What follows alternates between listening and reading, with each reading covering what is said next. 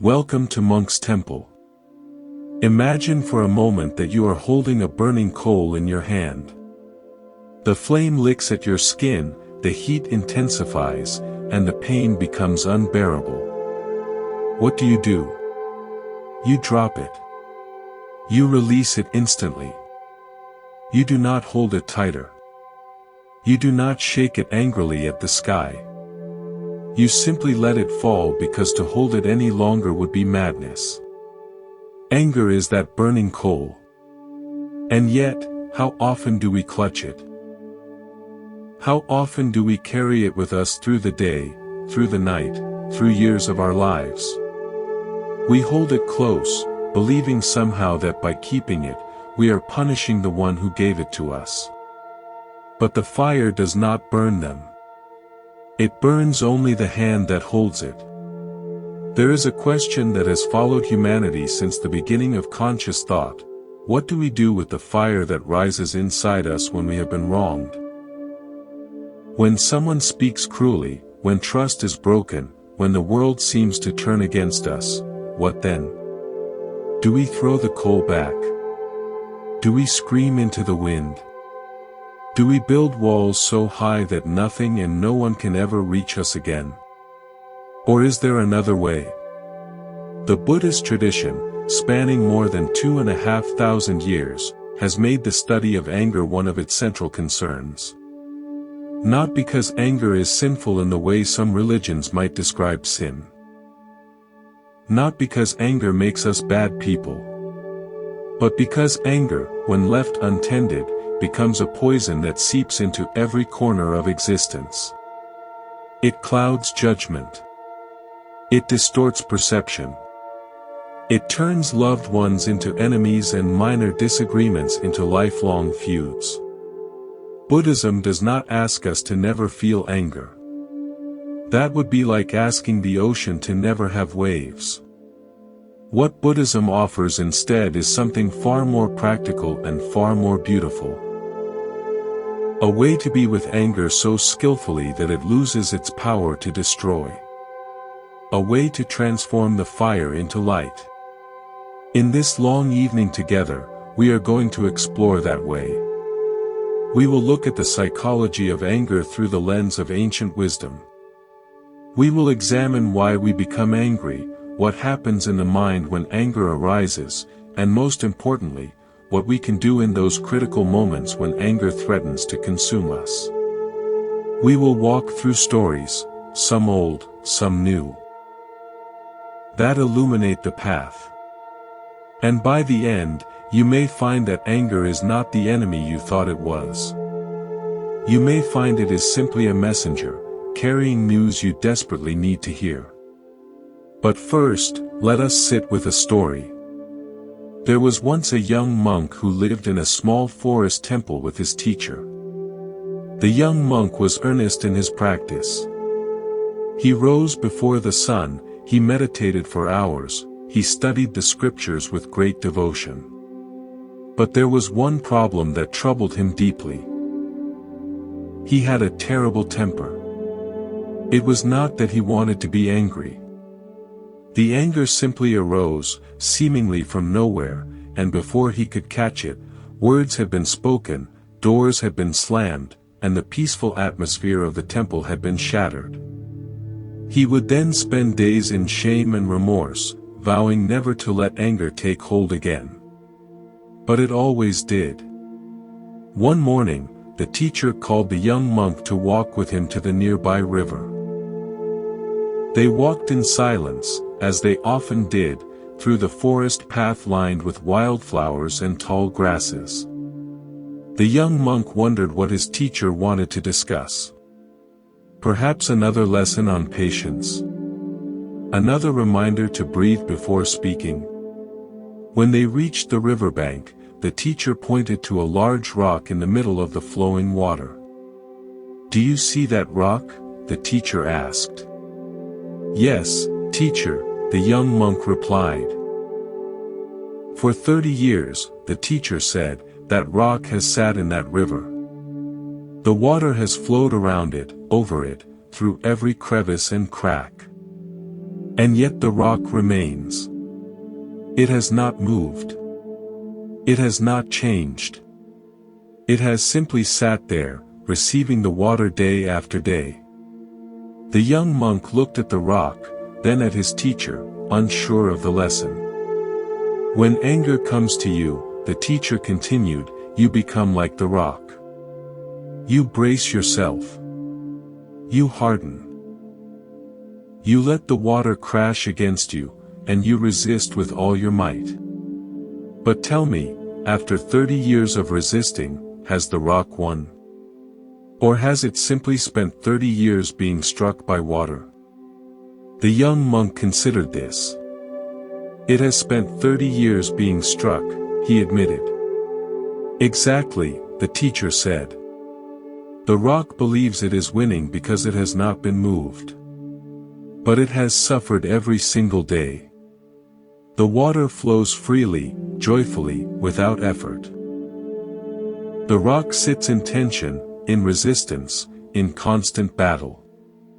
The teacher then walked along the riverbank to a place where the water widened and became still.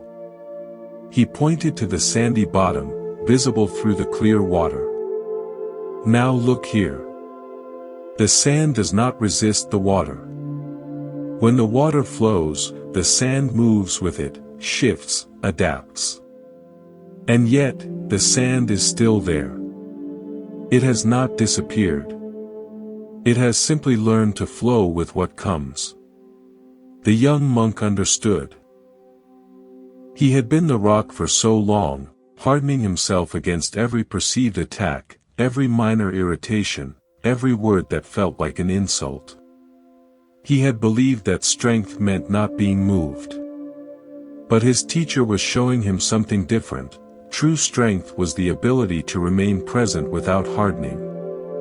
From that day forward, whenever the young monk felt anger rising, he would visualize the sand on the riverbed. He would allow the feeling to flow through him without bracing against it. And to his surprise, the anger passed more quickly. It did not leave the scars it once had. He had not stopped the waves, but he had learned to let them pass. If this story speaks to something in you, if you recognize your own struggles with anger in the tale of the young monk, then you are in the right place. And if you would like to continue receiving teachings like this, stories and insights that help you navigate the difficult terrain of the human heart, I invite you to subscribe to Monk's Temple. It is a simple gesture, a click of a button, but it tells us that these words matter to you. And it ensures that when new videos appear, you will be among the first to receive them. So please, take a moment now to subscribe. And let us continue our journey together. Before we can work with anger, we must understand what anger actually is. And here, Buddhism offers a description that aligns surprisingly well with modern psychology. Anger is not a single thing. It is a cascade. It is a chain reaction that begins with a perception and ends with an action, or, if we are mindful, ends with something else entirely. Let us break this cascade down. First, there is contact. Something happens. A person says a word. A situation unfolds. A memory arises. There is contact between the mind and an object of experience. This is inevitable. Contact happens constantly, whether we want it or not. Second, there is perception. We recognize the object. We label it. That was an insult. This is unfair. They are attacking me. Perception is the mind's way of making sense of contact. It is the story we tell ourselves about what just happened. Third, there is feeling. The perception is accompanied by a feeling tone, pleasant, unpleasant, or neutral. In the case of anger, the feeling is always unpleasant. Something has occurred that we do not want to occur. There is a gap between how things are and how we believe they should be. Fourth, there is reaction. The mind, wanting to escape the unpleasant feeling, reaches for a response. It wants to strike back, to protect itself, to restore the world to how it should be. This reaction is what we typically call anger. But notice, it is not the first thing. It is the fourth thing. Between each of these steps, there is space. The space is small, measured in milliseconds, but it is there. And in that space lies our freedom. The problem is that most of us live our entire lives without ever noticing the space. The contact happens, and instantly, before we have even drawn a breath, the reaction is upon us. It feels as though the anger arose simultaneously with the event. It feels as though we had no choice. But Buddhism teaches otherwise. It teaches that with training, with mindfulness, with practice, we can stretch that space. We can insert a pause between perception and reaction. And in that pause, we can choose something different. This is not repression. Repression is when we feel the anger fully but push it down, pretending it is not there. That is like putting a lid on a boiling pot. Eventually, everything explodes. What we are talking about is something far more skillful. We are talking about seeing the anger clearly, understanding its components, and then deciding, consciously, what to do with it. Imagine you are walking through a forest and you see a snake on the path. Your heart races. Your body tenses. You are ready to run or to fight. But then you look more closely, and you realize it is not a snake at all, it is just a stick, lying in the shadows. Immediately, the fear dissolves. It was never the snake that caused your fear. It was your perception of the snake. Anger works the same way. We react to our perceptions, not to reality. And our perceptions are often wrong. In a small village, there lived a carpenter named Tomas. He was known throughout the region for his skill, for the way he could take rough wood and turn it into objects of beauty and function. Chairs that lasted generations. Tables that became family heirlooms. Cradles that rocked babies to sleep for decades. But Tomas had a secret. He was plagued by a particular anger that he could not shake. It began whenever someone criticized his work. A customer might point out a small imperfection, or a neighbor might suggest a different approach, and Tomas would feel a fire rise within him. He would clench his jaw. His hands would tremble. He would lie awake at night, replaying the words over and over, crafting ever more clever retorts that he never actually delivered. The anger did not make him a better carpenter. It made him worse. He would rush through projects, eager to prove himself. He would make mistakes, then grow angry at himself for the mistakes, then make more mistakes in his anger. It was a downward spiral, and he could not see a way out. One day, an old woman came to his workshop. She was bent with age, her hands gnarled by arthritis, but her eyes were clear and kind. She asked Tomas to build her a simple wooden chair. Nothing fancy, just something sturdy enough to hold her when her legs grew tired. Tomas agreed and set to work. But as he worked, he noticed something unusual. The old woman returned every day to watch him.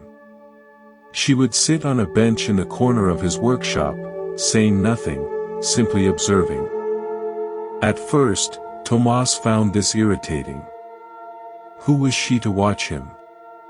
Did she not trust his skill? Was she waiting for him to make a mistake? The anger began to rise. He wanted to tell her to leave. He wanted to throw down his tools and demand an explanation. But something held him back. Perhaps it was the kindness in her eyes. Perhaps it was the way she sat so peacefully, so unlike the critical customers he usually dealt with. On the day he finished the chair, Tomas sanded the final surface and turned to the old woman.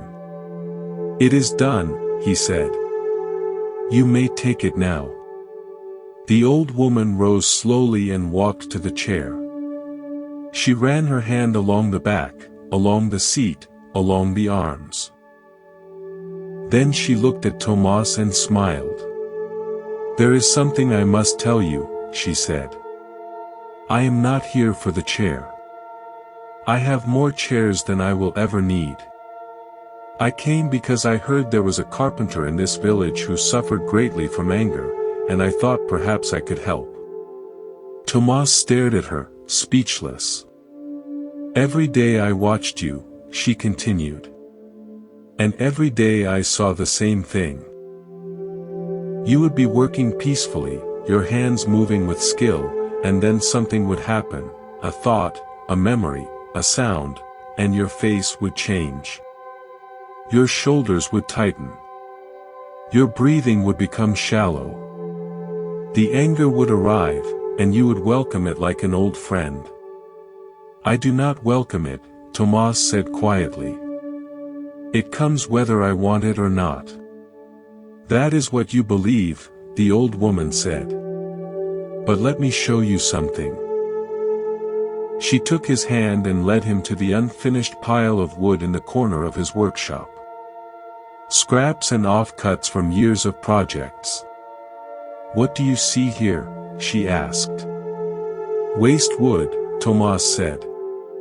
"Pieces too small or too flawed to use." The old woman knelt down slowly, her joints complaining, and picked up a small curved piece.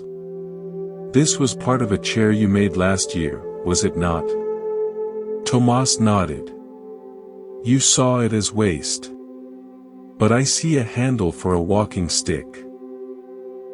I see a leg for a small stool. I see kindling for a winter fire." She looked up at him. "The wood is not waste. It is only wood. It is your perception that makes it waste." She stood, leaning on Tomas's arm for support. "Your anger is the same. It is not the enemy you think it is. It is raw material. It is energy. It is information. But you have never learned to work with it, so you throw it away. You call it waste. And then you wonder why you have nothing left but scraps." Tomas did not fully understand her words, but something in them resonated. Over the following weeks and months, he began to practice a new way of being with his anger. When it arose, he did not fight it or feed it. He simply noticed it. He watched how it felt in his body, the tightness in his chest, the heat in his face. He watched the thoughts that accompanied it, the stories about being wronged, about not being good enough. And slowly, gradually, he began to see that the anger was not him. It was just a visitor. And visitors, if not entertained, eventually leave. The old woman never returned for her chair. Tomas kept it in his workshop as a reminder, not of anger, but of the possibility of transformation. And years later, when young carpenters came to him seeking advice, he would tell them, "The wood does not become waste until you call it waste. The anger does not become destruction until you feed it destruction. You are the carpenter of your own mind. Choose what you build." To understand anger fully, we must also understand what happens in the body when anger arises. This is not a matter of philosophy but of biology. And the biology of anger is both fascinating and frightening. When the mind perceives a threat, whether physical or psychological, the amygdala, that small almond-shaped structure deep in the brain, sounds an alarm. This alarm triggers the hypothalamus, which activates the sympathetic nervous system. Adrenaline and cortisol flood the bloodstream. The heart rate increases. Blood pressure rises. Breathing becomes rapid and shallow. Blood flows away from the digestive system and toward the large muscles, preparing the body for fight or flight. This is the ancient survival mechanism that has kept our species alive for hundreds of thousands of years. When a predator approaches, you do not have time to think. You must act.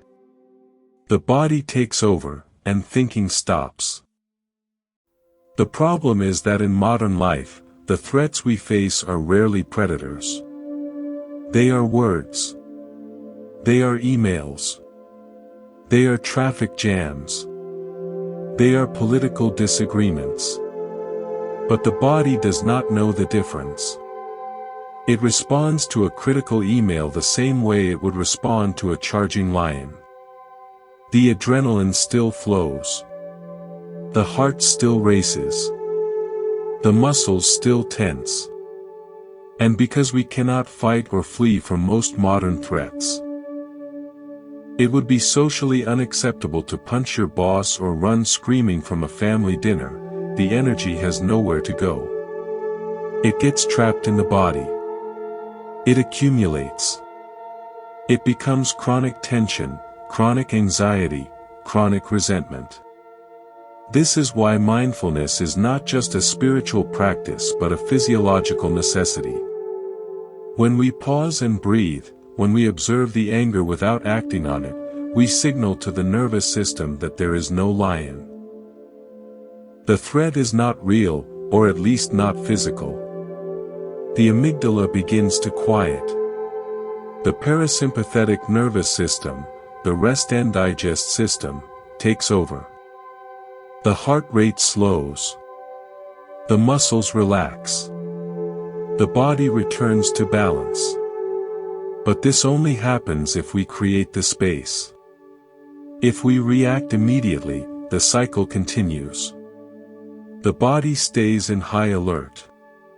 And over time, living in a state of chronic alert damages the body in ways we are only beginning to understand. In a bustling city, there was a bakery famous for its sourdough bread. People would line up before dawn, hoping to get a loaf before they sold out. The baker, a woman named Alara, had inherited the recipe from her grandmother, who had inherited it from her grandmother before her. The bread was not just food, it was tradition. It was love. It was identity. But Alara had a problem. She was quick to anger, and her anger was affecting her bread. It started small. A customer would complain that the crust was too hard, and Alara would spend the rest of the day fuming. She would knead the dough with too much force, slamming it against the counter. She would forget to check the oven temperature. The bread would come out burned or undercooked, and she would blame the customer for distracting her. One morning, a young man came into the bakery. He was not a regular customer. He looked around nervously, then approached the counter and asked for a loaf of sourdough. Alara wrapped one for him and took his money. As he turned to leave, he paused and said, "My grandmother used to make bread like this. She passed away last year. I have been looking for something that tastes like hers ever since." Alara felt her heart soften for a moment. But then the young man added, "I hope this is as good as hers. The last loaf I bought here was a little dry." The anger flared instantly. Who was this stranger to criticize her bread? Did he not know how many hours she spent, how carefully she followed the recipe, how much of herself she poured into every loaf? She wanted to snatch the bread back. She wanted to tell him to go find his grandmother's bread somewhere else. But something stopped her. Perhaps it was the mention of his grandmother. Perhaps it was the sadness in his eyes. She took a breath and said nothing. That night, as she prepared the dough for the next day, she could not stop thinking about his words. The bread had been dry. She knew it. She had been so angry about a different customer that she had let the dough overproof. The bread was not what it should have been. The young man was right. This realization did not make her feel better. It made her feel worse. Now she had two problems, her anger at the young man, and her shame at being wrong. But as she kneaded the dough, gently this time, thoughtfully, she had another realization. The young man was not the cause of her anger. He was simply the trigger. The anger was already there, simmering beneath the surface, waiting for any excuse to emerge. If it had not been him, it would have been someone else. It would have been the oven, or the flour supplier, or the weather. The real cause of her anger was not the world. It was her relationship to the world. It was her expectation that things should always go smoothly, that people should always appreciate her, that she should never be criticized. And when reality failed to meet these expectations, anger rushed in to fill the gap. From that night onward, Elara began a new practice. Whenever she felt anger rising, she would pause and ask herself, what expectation am I holding right now? What story am I telling myself about how things should be? And almost always, she found that her anger was not about what was happening. It was about the gap between what was happening and what she wanted to happen. She did not stop feeling anger entirely. But she stopped being controlled by it. And her bread improved. Customers noticed. They said it tasted different, not in recipe, but in feeling. It tasted like it had been made by someone at peace. Anger is not just a personal experience. It is also a social phenomenon. It spreads from person to person like a virus, infecting families, communities, even entire nations. Think about the last time you witnessed someone else's anger. Perhaps a driver shouting at another driver. Perhaps a parent yelling at a child in a supermarket. Perhaps a political argument that escalated into something ugly. Even if you were not the target, you likely felt something shift inside you. Your body tensed. Your mood darkened. You may have felt angry yourself, or anxious, or simply drained. This is because humans are wired for emotional contagion. We pick up on the emotional states of those around us, often without realizing it. This is why being around angry people makes us more likely to become angry ourselves. It is why conflicts escalate so quickly. One person's anger triggers another's, which triggers another's, and soon everyone is caught in a firestorm that no one intended. The Buddha understood this deeply. He saw that anger is not just a private matter but a collective one. When one person responds to anger with anger, they add fuel to the fire. When one person responds with mindfulness, they create a space where the fire can burn out. This is why the story of the Buddha and the angry Brahmin, a story we are not retelling here, but whose lesson we can absorb, is so powerful. The Buddha did not just protect himself from anger. He protected the Brahmin as well.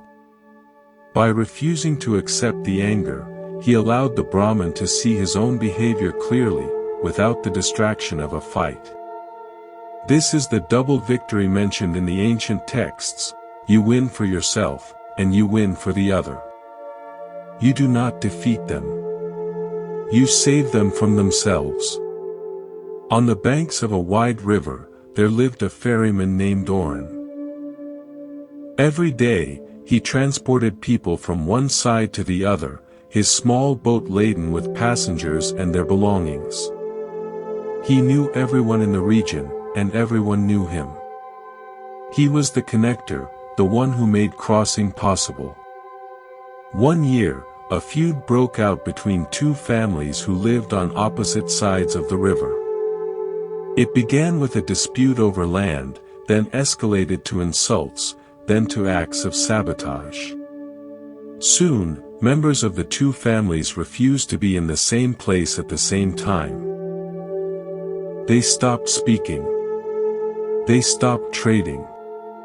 They stopped crossing the river to visit mutual friends. But they still needed to cross. And Oren was the only ferryman. The first time it happened, Oren did not think much of it. He picked up a young man from the east bank, and halfway across the river, the young man noticed that another passenger, an older woman from the west bank, was also on the boat. The young man's face darkened. He began to mutter under his breath. The woman heard him and muttered back. Within minutes, they were shouting at each other, their voices carrying across the water. Oren said nothing. He simply steered the boat to the west bank, let the woman off, then continued to the east bank with the young man. The young man paid and left without a word. But the next day, it happened again. And the day after that. And the day after that. Each time, Oren would transport members of the feuding families, and each time, the anger would flare. It was exhausting. It was disheartening. It was making Oren dread his own work. One evening, as he sat alone by the river, watching the water flow past, he had a thought. He realized that the anger on his boat was not his anger. It belonged to the passengers. They brought it with them, nursed it during the crossing, and took it with them when they left. He did not have to accept it. He did not have to make it his own. The next morning, when a group from the east bank boarded his boat and immediately began complaining about the family on the west bank, Oren did something different. He did not argue. He did not agree.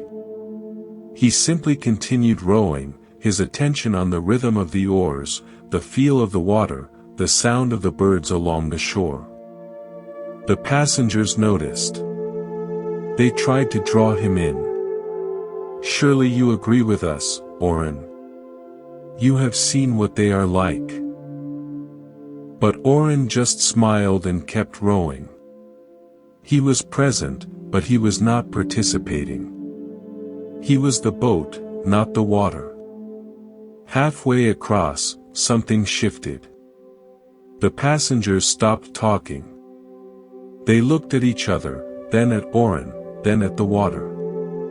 The silence was uncomfortable at first, then peaceful. By the time they reached the west bank, the anger had dissipated. Not because it had been resolved, but because it had not been fed. Oren continued this practice for weeks, then months. He became known not just as the ferryman, but as the peaceful one. People would sometimes cross just to sit in his boat, to feel what it was like to be carried without carrying their anger. And slowly, the feud began to lose its power.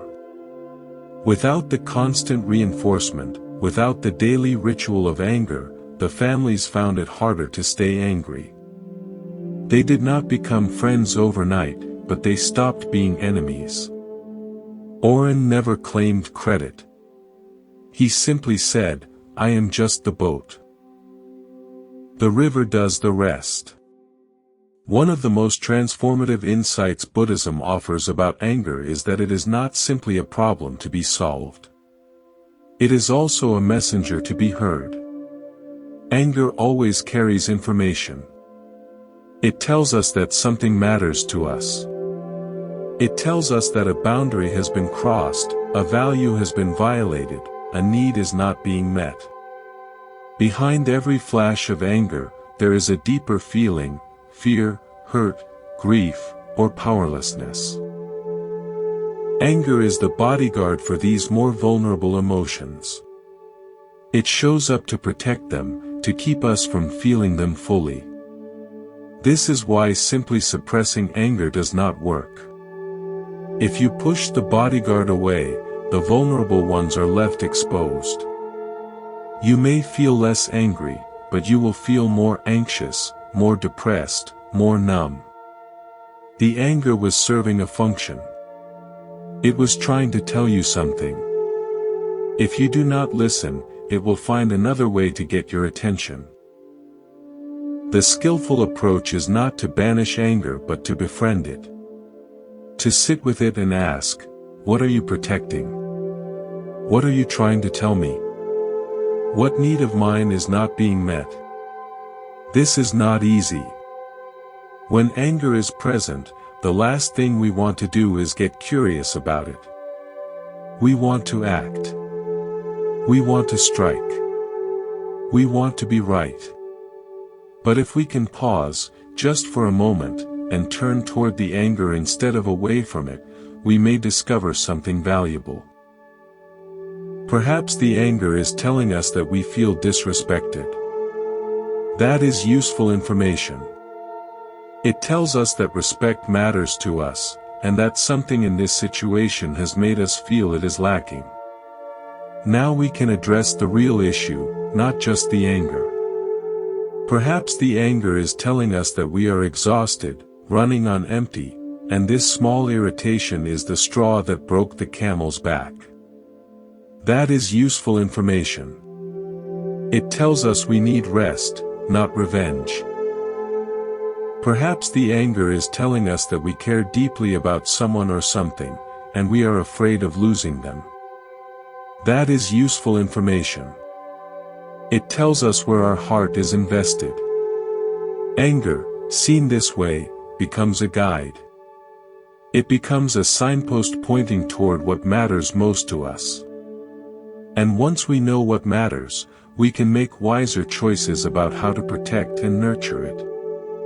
In a small town nestled between hills, there lived a weaver named Mira. She was known for her tapestries, which hung in homes and public buildings throughout the region. Her work was intricate, colorful, full of life. People said that looking at one of Mira's tapestries was like looking into a dream. But Mira had a secret struggle. Every time she made a mistake in her weaving, a wrong thread, a missed pattern, she would become furious with herself.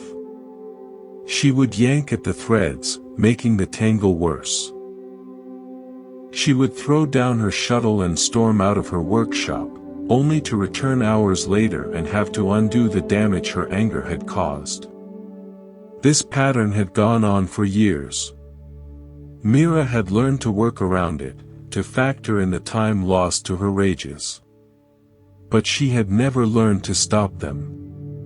One day, a traveler came to town. She was an older woman, dressed simply, with eyes that seemed to see more than most. She came to Mira's workshop and asked to see her tapestries.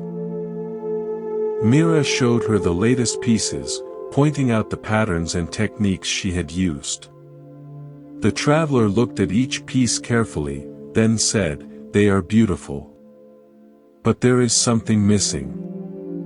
Mira felt the familiar flicker of anger. Who was this stranger to criticize her work? She took a breath and asked, "What is missing?" "Peace," the traveler said. "The patterns are perfect. The colors are perfect. But there is no peace in them. It is as though they were made by someone at war with herself." Mira wanted to argue. She wanted to defend herself. But she also knew the traveler was right. The tapestries were beautiful, but they were tense. They were correct, but they were not free. "How do I weave peace?" Mira asked quietly. The traveler smiled. You do not weave it. You bring it. The piece must be in you before it can be in the thread. She reached into her bag and pulled out a small spool of thread, tangled into a knot the size of a walnut. This is for you, she said. When you feel anger rising, do not pull at the threads. Do not try to force them apart. Simply hold the knot and breathe. Let the anger be there, but do not let it move your hands.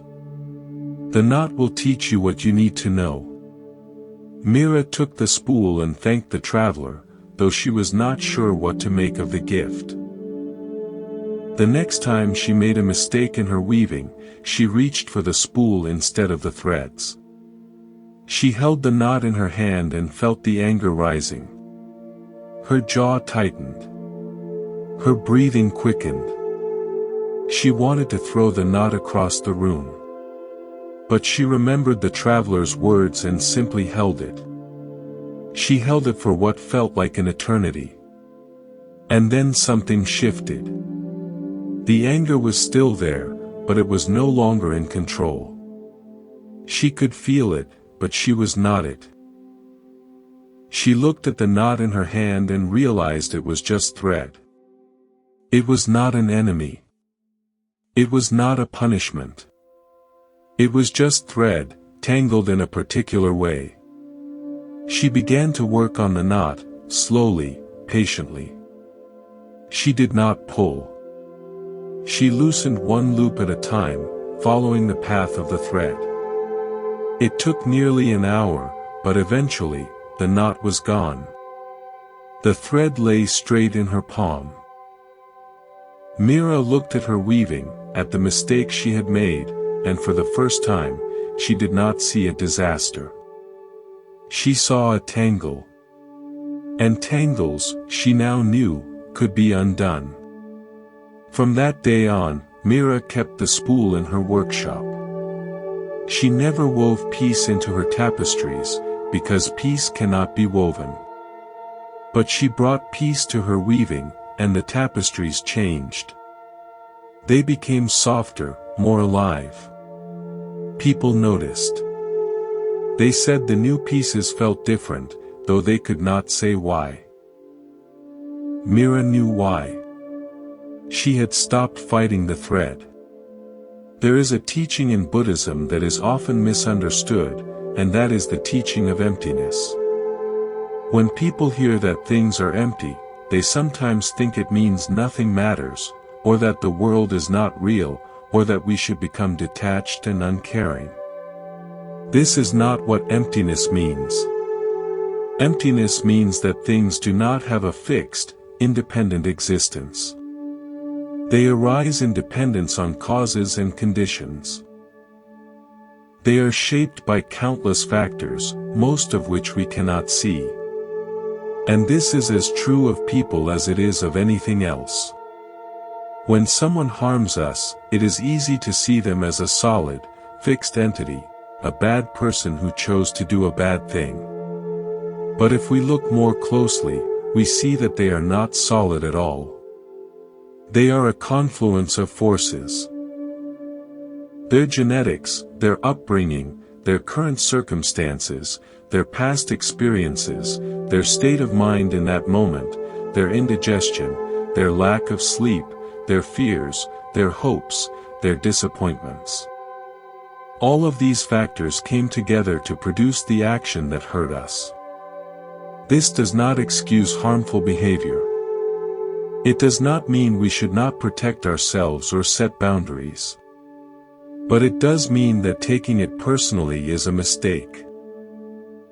The person who hurt us was, in a very real sense, an empty boat. They were driven by forces they may not even understand. Their action was not about us. It was about the convergence of conditions that led to that moment. When we see this, something shifts. The anger that felt so personal begins to loosen. We are still hurt. We may still need to respond. But we are no longer caught in the story of victim and villain. We see the larger picture. And from that wider perspective, wiser responses become possible. There was once a gardener named Soren who tended a small public garden in the heart of a city. It was his life's work. Every morning, he would arrive before sunrise to water the plants, prune the bushes, and sweep the paths. The garden was his gift to the community, a place of beauty and calm in the midst of urban chaos. One afternoon, Soren arrived to find that someone had walked through his flower beds. Footprints were pressed into the soil. Stems were broken. Petals were scattered. His first reaction was rage. Who would do such a thing? What kind of person destroys beauty for no reason? He wanted to find the culprit. He wanted to confront them, to make them understand what they had done. He spent the rest of the day in a state of agitation, unable to focus on his work, replaying the scene in his mind. That evening, as he sat by the damaged flower bed, a young boy approached. He was perhaps 8 years old, with dirt on his face and a shy manner. He stood at the edge of the garden, looking at the broken flowers, then at Soren. "Did you do this?" Soren asked, his voice sharper than he intended. The boy flinched but did not run. He nodded slowly, his eyes filling with tears. Soren felt the anger rise again. He opened his mouth to speak, but something in the boy's expression stopped him. He took a breath and asked, "Why?" The boy looked at the ground.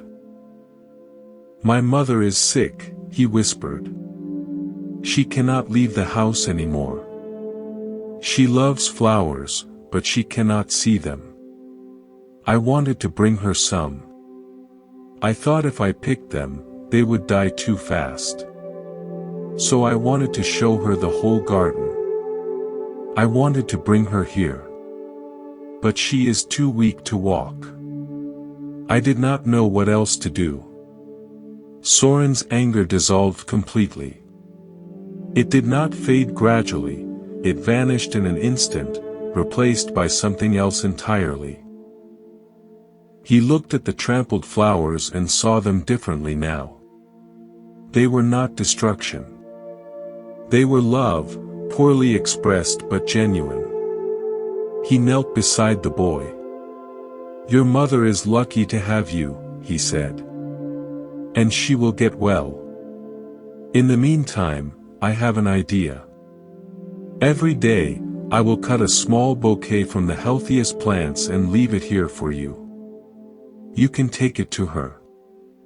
That way, she will have fresh flowers every day, and the garden will stay beautiful for everyone." The boy looked up, hope replacing fear in his eyes. "You would do that? Even after what I did?" Soren smiled. "You did not do what I thought you did. You did something else entirely. I just could not see it at first." From that day on, Soren left a small bouquet for the boy every morning. He never asked for payment. He never mentioned the trampled flowers again. But every time he looked at that part of the garden, he remembered that what looks like destruction is sometimes love in disguise. And he was grateful for the reminder. Patience is not a popular virtue in the modern world. We want things fast. We want answers now. We want resolution yesterday. But anger does not operate on our timeline. It has its own rhythm, its own pace, its own way of moving through us. The Buddhist tradition speaks of patience as one of the perfections, one of the qualities to be cultivated on the path. But patience here does not mean passive resignation. It does mean grinding our teeth and bearing it. It means something more active, the ability to stay present with difficulty without needing it to be different.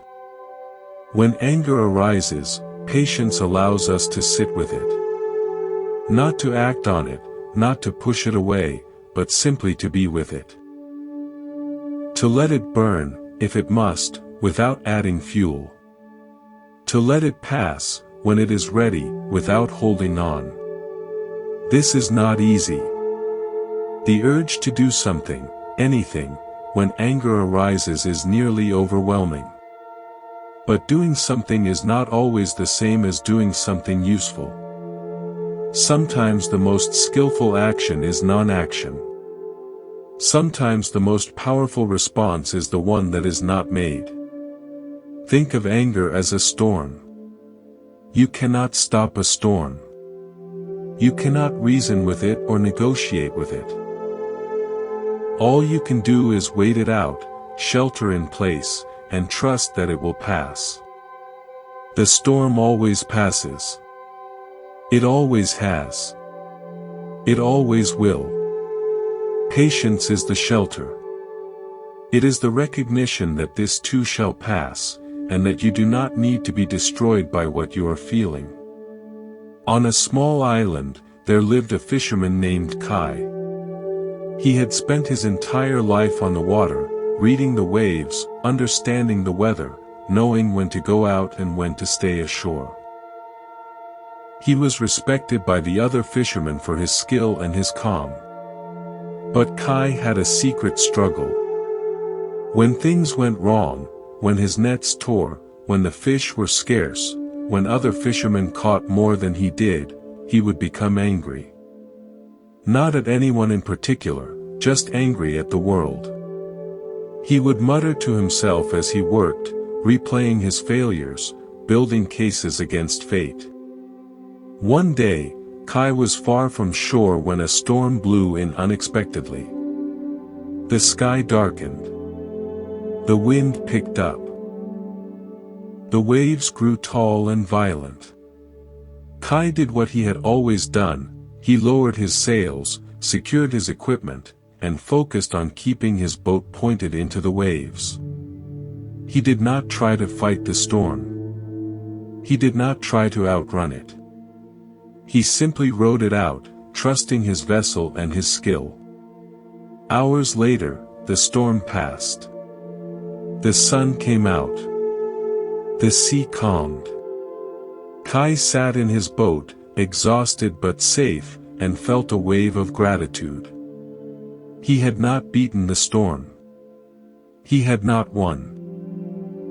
He had simply survived it, and that was enough. As he sailed home, he thought about his anger. He realized that he treated his anger the way he used to treat storms when he was young and foolish. He tried to fight them. He would sail directly into the wind, thinking he could overpower it. He would scream at the sky, as if the sky could hear him. And he would always lose, because you cannot fight a storm. But he had learned, over the years, a different way. He had learned to ride the storm out. To lower his sails and wait. To trust that the storm would pass, because they always do. Why, he wondered, had he never applied this wisdom to his anger? Why did he try to fight his feelings when they arose, instead of riding them out? From that day forward, Kai practiced a new way. When anger came, he treated it like a storm. He did not fight it. He did not feed it. He lowered his mental sails and waited. He focused on his breathing, on the sensations in his body, on the simple fact of being alive. And the anger, like every storm before it, eventually passed. He did not become a different person overnight. But he became a little more like the fisherman he already was, patient, skilled, and wise enough to know when to wait. One of the reasons anger is so difficult to work with is that it becomes tangled with our sense of who we are. We identify with our anger. We believe that our anger is justified, that it is right, that it proves something about us. To let go of anger can feel like letting go of ourselves. This is especially true when the anger is tied to a grievance, a wound, an injustice. We have been wronged. Our anger is the marker of that wrong. If we let it go, does that mean the wrong does not matter? Does it mean we are condoning what happened? These are real questions, and they deserve real answers. Letting go of anger does not mean forgetting. It does not mean pretending nothing happened. It does not mean excusing harmful behavior. What it means is releasing ourselves from the grip of the past. It means choosing not to carry the wound forward into every future moment. The person who wronged you may never apologize. The situation may never be resolved. The injustice may never be corrected. But your anger will not fix any of that. It will only keep you tethered to the event, forced to relive it every time the anger rises. Letting go is not for them. It is for you.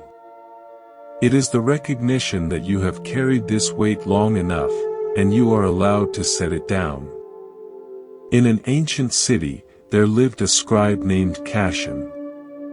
His work was to copy manuscripts by hand, letter by letter, page by page. He had done this for 40 years, and his hands were steady, his eyes sharp, his patience legendary. But Cashin carried a wound. Many years ago, another scribe had accused him of making a deliberate error in a manuscript. The accusation was false.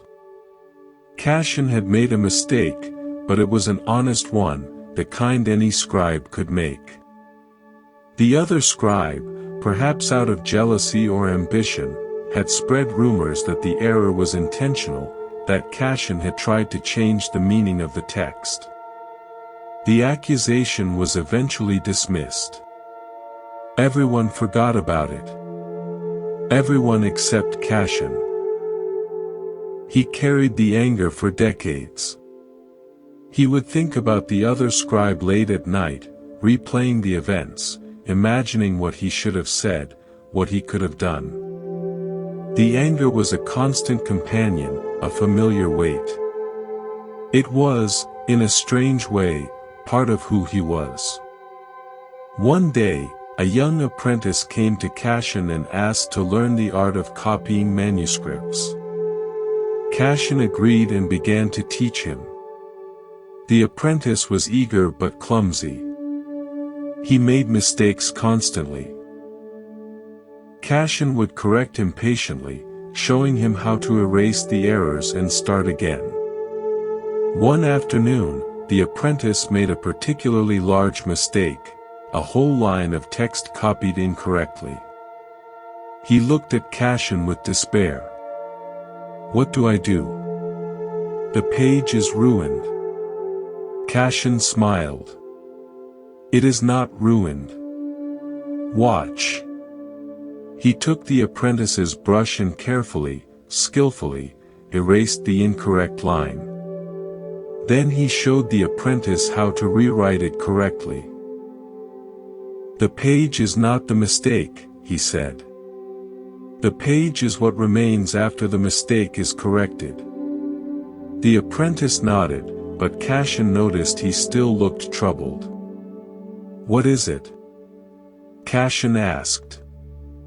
"I made a mistake yesterday," the apprentice said quietly. "I accused another apprentice of taking my brush. I was angry, and I said things I should not have said. Later, I found my brush in my own bag. I was wrong. But I do not know how to erase that." Cashin was quiet for a long moment. Then he said, "You cannot erase words once they are spoken. But you can offer new words. You can apologize. You can make amends. The mistake will always be part of the story, but it does not have to be the end of the story. The apprentice nodded and left to find the other apprentice. Cassian sat alone in the scriptorium, thinking about the apprentice's words.